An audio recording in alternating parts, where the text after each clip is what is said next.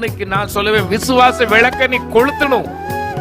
எனக்கு அருமையான தேவஜனமே, விசுவாச விளக்கு உன் வீட்டில் எரியட்டும். நம்பிக்கை நீ உனக்கு இல்லாட்ட யாருக்கு வரும்? தேவன் உன்னை உயர்த்துவார் என்று நீ நம்பாவிட்டால், உன் பிள்ளையை கர்த்தர் பார்த்துக் கொள்வார் என்று நீங்கள் நம்பாவிட்டால், உன் பிள்ளையை கர்த்தர் மாற்றுவார் என்று நீங்கள் நம்பாவிட்டால், உங்கள் பிள்ளையை கொண்டுதான் தேவன் பெரிய காரியங்களை செய்வார் என்று நீங்கள் நம்பாவிட்டால் யார் நம்புவார்? இன்றைக்கு உங்கள் விளக்கை ஏற்றுங்கள்.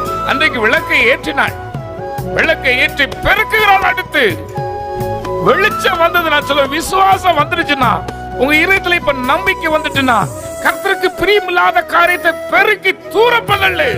நான் சொன்னது போல வீட்டை பெருக்கி, அவள் வெளியே விளக்கை கொளுத்தினா, வீட்டை பெருக்கி தள்ளினா, பின்பு கண்டுபிடிச்சாள்.